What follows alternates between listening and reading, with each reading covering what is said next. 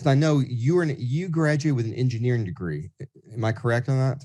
Yes, we all got Bachelor of Science in General Engineering, which was very tough on me because I needed a case of no-dos to get through most of those subjects. So the reason I ask it, because when I look at your biography and I look at your history, I'm talking to myself, here's an engineer, here's a person. And again, when I think of engineer, I think of civil or mechanical engineer. I'm like, here's a person who lives in a world of rules, of systems, of proven systems. But then I see your performance at 73 Easton, at NTC, your book, Breaking the Phalanx, which it really is, this was, if I remember correctly, getting rid of divisions, of breaking units down to 5,000 to 6,000 men. In fact, I read a book a long time ago about command and control. Is it Crevel? And I think you talk about how the Romans, the legion was just an administrative word. It was the actual cohorts, and I'm like, oh,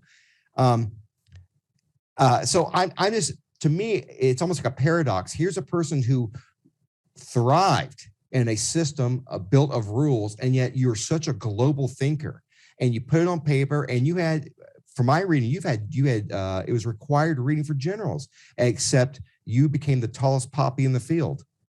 And I think that's a good way to describe it. Yeah. And it came very close to implementation, many of these things.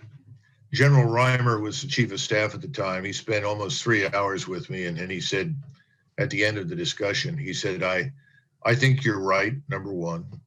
Number two, I know we can do this. He said, three, I know that the joint community will welcome this, these mission-focused capability packages under 1 stars. He said, I know that the Hill will like this. But he said, how do I sell this in the Army? And the full colonel that had commanded me in 91 was then a 3-star. His name was Holder. And General Holder looked at him and said, well, sir, you're the chief of staff of the Army. Well, they ultimately, this was in February, I guess, or March. And in May or late April, they had a meeting with the Army 4 stars. I guess they had 7 of them at the time. And believe it or not, they voted on this sort of blueprint that I had outlined. And there was 1 vote for it, and everyone else was against it. And so Reimer said, well, I can't implement this. That's no way to run an army. No. And one of the things I keep trying to tell people is that in 1940-41, during the Louisiana maneuvers, they discovered a lot of things. One of the things they discovered was that they needed to organize into the German battle groups inside the armored divisions. We used to call them combat commands.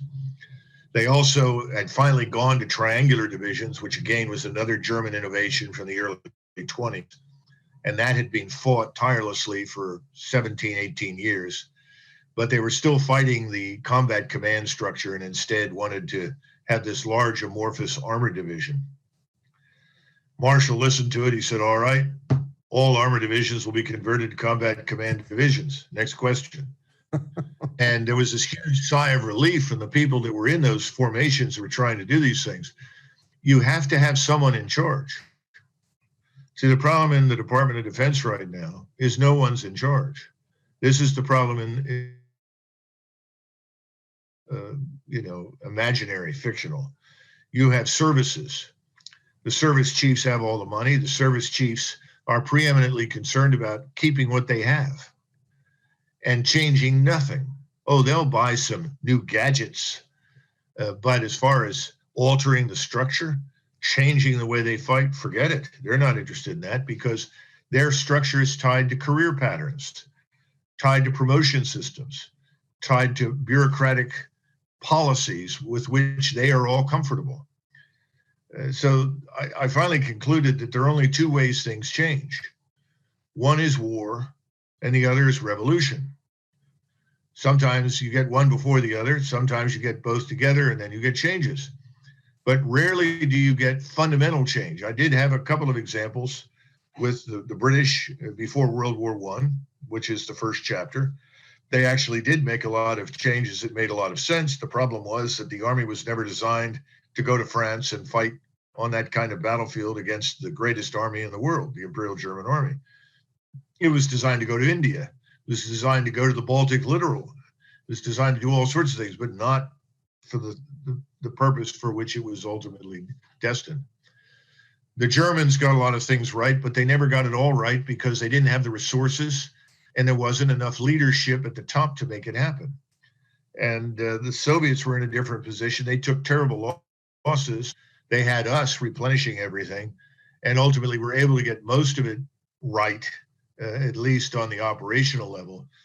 And on the operational level, that's very important, and we've never understood that. I mean, I give an example of Eisenhower spends, 8 or 9 months negotiating with the Army Air Corps about targets that he wants to attack in Normandy. And finally, after 8 or 9 months of struggling, there's an agreement reached. Well, one of the things that was impressive about Operation Bagration that you pointed to was that Zhukov at one point, who is commanding one of the three groups of fronts, finds that there are 50,000 German troops encircled outside of Minsk. And this time the Germans can't break out because they're encircled by armor and artillery, not infantry. And he then turns to his, what we would call strike commander, and says, I want every available aircraft immediately to attack these Germans who are surrounded. Within 15 minutes, you get over 1,000 aircraft over the battlefield that absolutely annihilate these Germans, most of whom are infantry that have nowhere to hide on the battlefield. Incomprehensible. But there's also this other lesson that comes through again and again and again, and that is, if you have no unity of command, there is no unity of effort. We never really had unity of command. Even the Germans had problems with unity of command.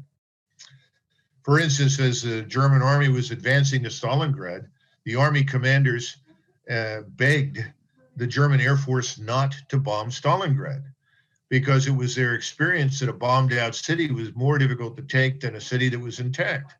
Well, the commander of German air forces in southern Russia ignored them. I've always called the Germans, they always had a divided division of labor. It's amazing.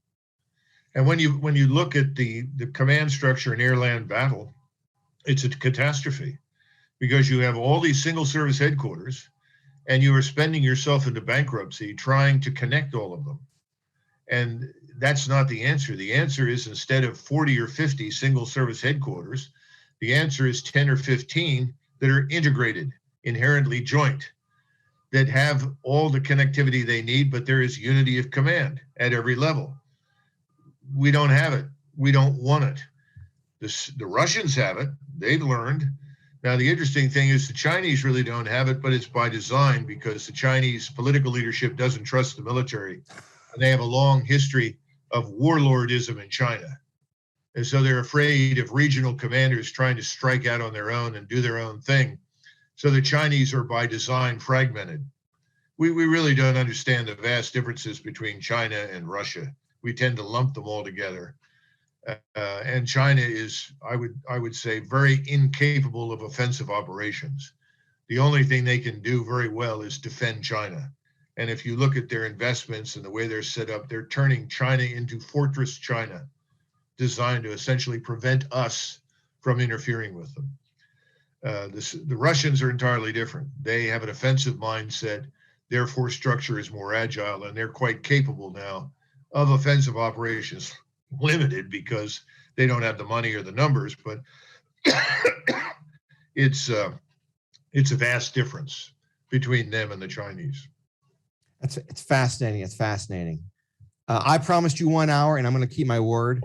For the audience here, I know you mentioned you spent 1 year of VMI, and for the audience, the rule of VMI is if you survive your rat year, you're actually a VMI grad. So, well, you're an alumnus. Alumnus, yes, you're an alumnus. So it's really, I thoroughly appreciate you taking your time to talk to me. Again, I'm a big fan. Your book, Margin of Victory, and I'll have the information on the website. I highly recommend to the listeners, read it. It is amazing. Again, the writing's so crisp and clear, but your ability to analyze to really take apart all the critical elements. And frankly, again, the theme that wars are decided in the decades before they begin is so powerful. You know, if you're an executive, you need to learn to do the right things now, because in the next year or two, who knows what's going to happen? You should be better prepared. So I was talking to an audience recently about the book, and I said, look, I know that people don't like to read books. So do what most West Point cadets do. Everybody sort of stopped to listen. I said, read the introduction and read the concluding chapter, if nothing else. Of course, everybody laughed, but I was quite serious. You know, if you don't want to work your way through these 5 battles, which are really 5 snapshots in time to understand the issues that you pointed to, this development of this ISR strike capability over time, and how this all begins 10, 20 years before the battle, then at least read the introduction and conclusions. We have too many people in the military that are absorbed with what I call the bright shining object. Oh, there's a new technology I can buy that'll do this nifty thing for me. It's not the answer. It's holistic. And our problems in defense, much like our problems in many other areas, are structural and require comprehensive change. That, of course, is the thing that nobody wants to do. And sadly, when you don't do it or make a pretty damn good attempt to do it, that's when you end up having to do it after you have been badly embarrassed on the battlefield. Wise words, wise words. Again, thank you so much. I look forward to seeing you again on Tucker. You have the best segments, So Colonel Douglas Macgregor, thank you so much for being on Black Market Leadership. Okay, my pleasure. Thanks, Kevin.